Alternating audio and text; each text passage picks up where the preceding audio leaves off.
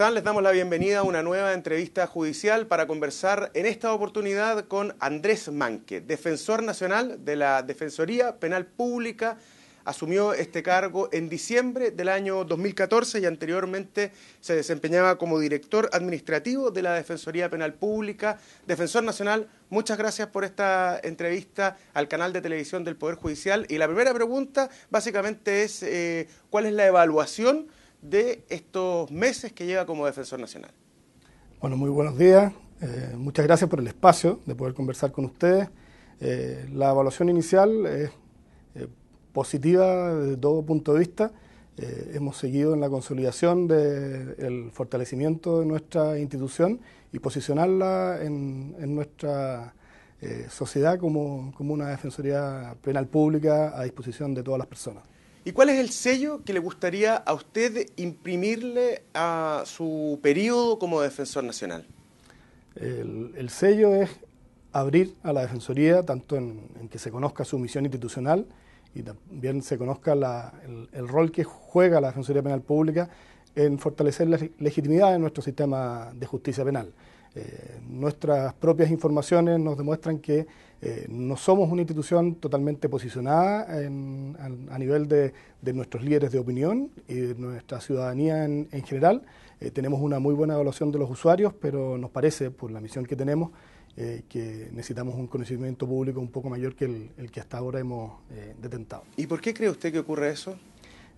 Por muchos factores. El principal es porque naturalmente la opinión pública desde hace muchas décadas está más bien orientada, y también los líderes de opinión, en el debate público, político y judicial desde el punto de vista del sistema procesal penal, enfocado más bien en la seguridad ciudadana, más que en el respeto a los derechos y garantías dentro del proceso penal, como debate público. Otra cosa es que efectivamente hemos instaurado un proceso de carácter acusatorio y adversarial que precisamente releva también el ámbito que yo le estoy tratando de señalar, que es el respeto de todos los derechos y garantías que de rango constitucional se nos reconocen a todas las personas que estamos sometidas al proceso penal. Y en ese sentido, bajo ese contexto, ¿qué es lo más complejo de ser defensor penal público? Porque básicamente defienden a quienes están acusados de un delito. Para ir directamente al punto, más bien lo que se nos dice es que defendemos a los delincuentes, esa es la expresión. Pero si es que nosotros, de verdad, cuando algunas de esas personas que están sindicadas de esa forma, así como socialmente, pese a que estamos recién en una primera imputación, esa es la connotación que tiene cuando están del lado de verse en la necesidad de ser representados por un defensor público o privado en el marco de un sistema de justicia, de un proceso penal. Bueno, la concepción varía. ¿Y varía por qué? Porque lo que necesitamos es que las personas que están siendo imputadas, que están legítimamente imputadas, y eso es lo que corresponde a un Estado democrático de derecho, tengan la oportunidad de defenderse. Y si esa persona es inocente, tiene que ser declarado así. Usted, le voy a señalar una cifra: nosotros atendemos al año 350.000 personas, de las cuales más de 45.000 son declaradas inocentes o no responsables de la imputación que se le formuló en su contra. Esa es la relevancia del reconocimiento de estos derechos y garantías, y que tengamos un sistema que permita a los ciudadanos de este país defenderse frente a esa imputación. Luego, si es que esa persona efectivamente se le comprueba la ilicitud del hecho que se le estaba imputando y su responsabilidad, naturalmente lo que pretende cualquier sociedad democrática es que se le aplique la pena proporcionalmente asociada a la gravedad que ese ilícito tiene, y que no generemos desigualdades ante la ley a propósito de las sanciones que eventualmente pueden ser aplicadas a una persona. Luego de eso, a las personas que han sido condenadas, y particularmente a los privados de libertad, entender que lo normal dentro de un sistema de justicia es que esas personas privadas de libertad salgan y que el Estado, con la misma intensidad que tiene que velar por hacer la investigación de estos ilícitos, juzgarlos y sancionarlos, con la misma intensidad tiene que preocuparse de las personas que están privadas de libertad. Cuando inician el camino para volver a reinsertarse en la sociedad, pueden hacerlo de una forma mucho más provechosa para la sociedad que transformarse necesariamente en una persona que estadísticamente en la mayoría de los casos va a reincidir. Ahora, ¿qué reflexión hace usted cuando en la opinión pública existe la idea de que esta justicia es extremadamente garantista? Ahí podríamos entrar inmediatamente a uno de los ámbitos en que nos queda por trabajar en en lo que desde hace ya, vamos a cumplir 15 años, se llamaba la reforma procesal penal. Efectivamente, todos los números indican exactamente lo contrario. Y a su pregunta de un sistema de justicia garantista, también pongámosle que es un sistema que promueve la puerta giratoria. Pero si tenemos una justicia que judicializa alrededor de 500.000 casos al año para un país de 17 millones de habitantes, que tiene casi 50.000 personas privadas de libertad a través de los recintos penitenciarios, pareciera ser, de acuerdo a los estándares de nuestra región, solamente en esos ámbitos superados por Estados Unidos, que tenemos más bien una justicia que, desde el punto de vista de la persecución penal y de la sanción de los responsables de esos ilícitos, es bastante eficiente y nada de garantista en el resultado final. Que durante el proceso se respeten todas las garantías de las personas es algo que yo creo que todos los que estamos en este país, seamos con nacionales o extranjeros que están en nuestro territorio nacional, debemos estar de acuerdo que eso así ocurra. ¿Y cómo enfrenta un defensor público, ya que usted puso el concepto de la puerta giratoria, enfrentarse a esto, a la puerta giratoria, cuando tienen que defender a personas que reiteradamente cometen un delito? Los defensores penales públicos, digamos, no tienen muy identificados sus roles, parte, yo creo, de las virtudes de nuestra cultura institucional, de nuestra historia, precisamente por lo que le señalaba anteriormente. Nosotros defendemos a personas nacionales, extranjeras, jóvenes, adultos, hombres, mujeres, miembros de pueblos originarios y que demandan defensa pública frente a una imputación del Estado respecto a un hecho ilícito. Y en eso, la labor de los defensores en cuanto a ser un agente que participe tanto en la legitimidad del sistema, porque si no estaríamos francamente en una instancia de un linchamiento, y intervenir precisamente en el resultado de esa persona en el marco del proceso penal, es algo que dignifica a cada uno de los defensores penales públicos y genera una mística que evidentemente es otra de nuestras fortalezas como institución. ¿Y cuándo se puede decir que la labor de un defensor penal público ha sido un éxito? Nosotros tenemos muchos indicadores. Nosotros tenemos un servicio que es mixto, tenemos defensores públicos institucionales y defensores públicos también que muchas veces no se entienden ni dentro de nuestro mismo sistema, defensores públicos que han sido así designados después de un proceso de licitación pública y que ellos permanecen en sus respectivas oficinas, pero todos nuestros defensores son defensores penales públicos. Y tenemos muchos indicadores para ello, porque si bien externalizamos, estamos obligados a controlar la actividad de las personas que nosotros contratamos para este efecto. A nosotros, nuestros usuarios, ha ido mutando un poco la percepción de nuestro servicio y lo que nos requieren. Nos demandan dos cosas fundamentalmente: información y trato digno y resultados. Y eso es lo que fundamentalmente medimos por canales distintos y con propósitos distintos. La información y la dignidad en el trato hacia los imputados está dentro de una línea que no tiene, digamos, matices. Un servidor público no trabaja en esta institución si es que no atiende de la debida forma, de acuerdo a nuestros estándares, a las personas que son usuarios de la Defensoría Penal Pública. En cuanto a los resultados, medimos todos los resultados que suceden desde el debate de las cautelares, de las declaraciones de ilegalidad de la detención, de los juicios simplificados, de las salidas alternativas, de los juicios abreviados, orales y los recursos. En cada uno de ellos nosotros tenemos medidas y generamos incentivos para que esos resultados sean bastante mejor. Pero, naturalmente, el sistema de control no va por el ámbito sancionatorio, administrativo, disciplinario, por así decirlo, como sí el otro ámbito de la información y el trato digno hacia los imputados y condenados, sino que va para mejorar y replicar buenas prácticas que existen en distintas zonas del país y que pueda ser más uniforme la calidad de la prestación de defensa y estos resultados. Déjeme decirle una cosa: nosotros, naturalmente, respecto a las absoluciones en juicio oral, no generamos una sanción para un defensor que no obtiene una absolución, sería absurdo.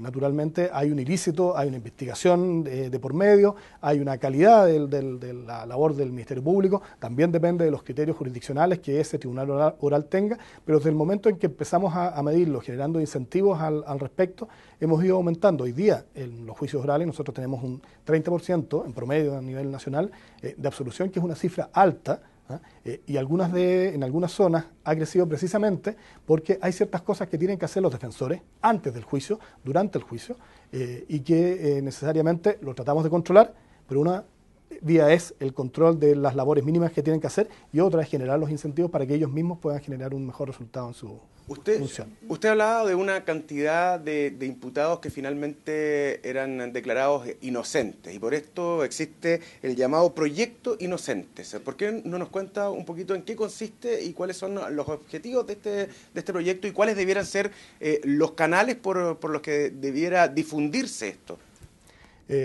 Lo primero es como una derivada. Nosotros, de esas 350.000 personas que atendemos, 45.000 son declaradas inocentes o no responsables, y de esas 45.000, más de 2.500 personas al año han estado privadas de libertad. Es ahí donde entra el proyecto de inocentes, personas que han sido imputadas de un ilícito, luego han sido investigadas y estimadas que se ha demostrado dentro de nuestro propio sistema de justicia que son inocentes de las imputaciones que se les formulaban, pero estuvieron algunos unos pocos días, otros una semana, otros meses y años privados de libertad durante la investigación. Y es ahí donde apunta el proyecto Inocente, donde tenemos un déficit como país. Naturalmente, aquí hay un error judicial, pero un error judicial me estoy refiriendo a un error del sistema de justicia. Hay distintas fuentes. Muchos de ellos son errores o dificultades presentadas por los organismos policiales, por erróneas o falsas declaraciones o reconocimientos de la víctima, por abusos o, digamos, actividades que pudiesen afectar la racionalidad de la investigación precisamente por los órganos de persecución penal, por mala calidad de la prestación de defensa o eventualmente por criterios jurisdiccionales que pueden no estar necesariamente acordes a la información que se acopió y que se le presentó al órgano jurisdiccional. Son muchos los motivos. El 80% de ellos, fundamentalmente, son errores durante la actuación policial o la investigación y fundamentalmente a propósito de reconocimientos en que las víctimas, por error o por una mala intención, han alterado digamos, impedido que la investigación sea correcta, adecuada y que le llegue al órgano jurisdiccional los antecedentes más racionales respecto a la decisión que ellos tienen que tomar. En ese ámbito es donde nosotros como sistema de justicia no tenemos un ámbito de reparación realmente. O sea, hoy día esas personas salen de la cárcel, salen estigmatizadas, las redes hoy día están, digamos, de una forma muy brutal en la intensidad como se inmiscuyen o se incorporan a la vida privada de todos nosotros, y esas personas en Google, en Twitter, en Facebook, están completamente condenadas. Luego que han sido declaradas inocentes, sigue apareciendo su historial como responsables de un hecho ilícito y nosotros como sociedad no tenemos un espacio para generar una reparación. Son muchos los ámbitos que requiere esa reparación. Primero, una reparación desde el punto de vista de la dignidad como persona, que se le reconozca a esa persona, así como fue sindicada como responsable y culpable de un ilícito, bueno, ya se ha demostrado que era inocente y que con esa misma intensidad pueda ser reconocida de esa forma, reconocida a nivel de nuestra sociedad como inocente. Ese es el primer paso que nosotros queremos dar como proyecto de Inocente. Luego, claramente, debemos entrar a fases de reparación indemnizatoria, por así decirlo, en que el Estado pudiese intervenir precisamente en paliar los daños que le ha causado a esa persona y su familia. Hay muchos senadores que están hoy día estudiando y que nos han pedido información y apoyo a nosotros como Defensoría Penal Pública a propósito del proyecto Inocente para impulsar modificaciones legales y constitucionales que vayan orientando a nuestro sistema de justicia para generar los espacios de reparación. La Constitución lo contempla, pero como todos sabemos, la Constitución genera grandes marcos y necesitamos instrumentalizar los procedimientos. ¿Cómo se repara? Bueno, o sea, lo primero es este paso que estamos dando nosotros como una institución pública. Usted comprenderá que no somos, no generamos una llegada a los medios de comunicación masiva, que sí lo estamos haciendo ahora porque son historias que están registradas audiovisualmente con instrumentos de mucha calidad, que hoy día hay muchos medios de comunicación que están trabajando con nosotros para poder socializarlo. Y la primera es esa, que haya al menos un empate en la intensidad en que fueron erróneamente sindicados como responsables y ahora formalmente y contundentemente declarados como inocentes. La otra parte es la responsabilidad del Estado en generar los espacios de recuperación de esas personas del estatus que tenían social, laboral y familiar hasta antes de ser sindicados como responsables erróneos. Necesito preguntarle por los 10 años de entrada en vigencia en todo el país de la reforma procesal penal. ¿Cuál es su evaluación, el aporte que ha tenido al sistema de justicia en Chile? Lo primero, todos los sistemas son perfectibles, pero tenemos que partir de una base. Hoy día estamos por cumplir 15 años, 10 años de implementación en todo el territorio nacional, pero 15 años desde que empezó el nuevo sistema de justicia penal. Instauramos un sistema que incorporó todos los principios del modelo acusatorio, estableció un catálogo de derechos de los imputados, detenidos y condenados, y estableció un catálogo de derechos también de las víctimas que están, digamos, inmersas en el sistema de justicia penal. Eso, por el solo hecho de instaurarse, nos pone a la altura de nuestras normas que protegen los derechos humanos en nuestro país, de rango constitucional, tratados internacionales aprobados y suscritos por el Estado de Chile y nuestras normas legales. Ya solo con eso uno dice decir, bueno, por lo menos aquí dimos un paso gigantesco para salir de un modelo inquisitivo a un modelo que se ajusta a una sociedad democrática y a un Estado de Derecho. Luego de eso, si le incorporamos todos los criterios de celeridad y de eficiencia que hoy día tiene el funcionamiento del sistema y la posibilidad de tener distintas salidas para establecer la responsabilidad de las personas o eventualmente la sanción que se le puede aplicar en su contra, bueno, estamos en un mundo completamente distinto al que teníamos antes, en que la justicia, por así decirlo, está muy lejana de estar en un rango adecuado para un Estado de Derecho, y valga la redundancia. Nadie se acuerda, pero antes del año 2000 hasta el año 1999, en el sistema de justicia penal ingresaban más o menos 500.000 casos, hoy día entran seguramente el triple de eso, son denuncias que ingresan al Ministerio Público, son cerca de 1.500.000 casos, y de esos 500.000 casos, solo el 7% terminaba en sentencia condenatoria, como uno de los únicos, no uno, era el único elemento de respuesta que ofrecía el sistema de justicia. El otro 93% eran sobreseimientos temporales u otros términos que muy escasamente, como una absolución que creo que era el 0,01% de los casos, y esa era la respuesta que tenía el sistema anteriormente en una investigación que naturalmente no tenía un derecho de defensa formal, no existía la Defensoría Penal Pública, no estaba el catálogo de los derechos y el respeto a las garantías dentro de esa investigación. Hemos visto en el último tiempo paros de los fiscales. ¿Qué pasa con la Defensoría? ¿Qué pasa con la escasez de personal que alegan, por otra parte, en la Fiscalía? ¿Qué ocurre con la Defensoría? Mire, nosotros somos más jerarquizados que el Ministerio Público. No, una broma.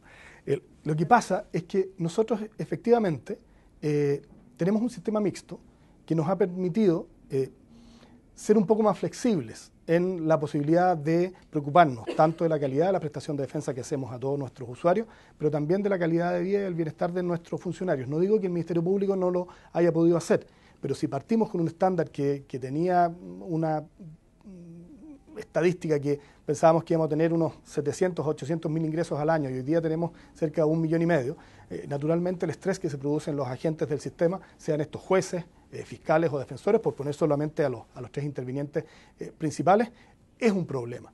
El Poder Judicial ha podido crecer, porque inicialmente no estaban designados todos los jueces que estaban contemplados en el diseño normativo de las 3 instituciones.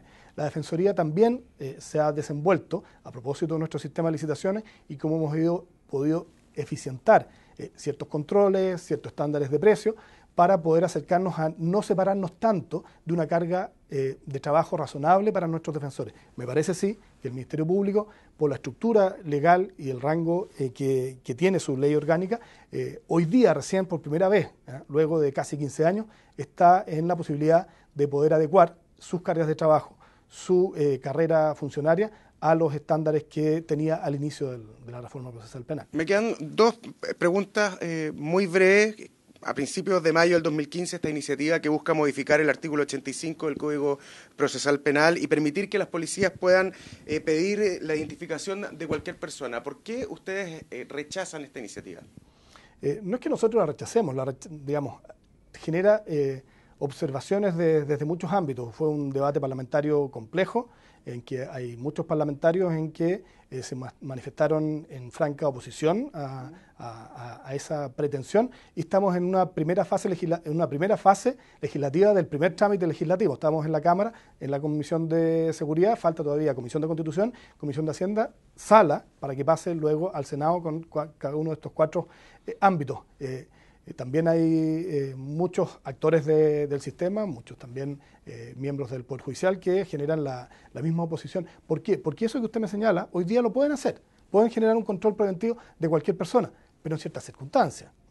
No hacerlo a todo evento, por así decirlo, generando de nuevo un ámbito de función policial sin control, porque ese es el concepto que tiene el control de identidad, precisamente no está controlado por el órgano jurisdiccional respectivo, y pueden pedir la identificación de una persona, y eventualmente si es que no le satisface esa identificación o no lo logra la persona, pueden, bajo el concepto de retención, pueden privar su libertad durante varias horas, llegando a un margen de 8 horas en un cuartel policial.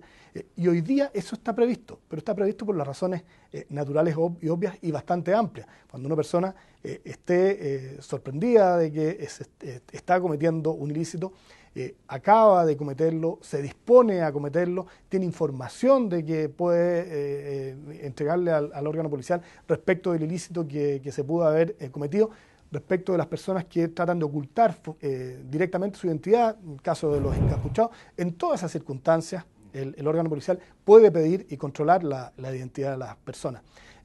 Pero lo que se pretende con esta modificación es que sin ningún fundamento, sin ningún indicio y sin ningún control, que está dentro de la naturaleza del control, porque se sale de las reglas del juego democrático dentro del sistema de justicia penal, es el ámbito que queda fuera del control del órgano jurisdiccional. En ese ámbito, ahora lo queremos llevar a dejarlo sin ninguna causal o indicio o fundamento, a todo evento. Naturalmente, eso es generar un espacio de abuso, un espacio de discriminación, de prejuicios que seguramente van a afectar la vida de muchos ciudadanos de este país, de algunos extranjeros, que son los que sufren las discriminaciones de siempre. Y por último, ¿qué le parece esta propuesta al alcalde de La Maza de crear una cárcel para menores?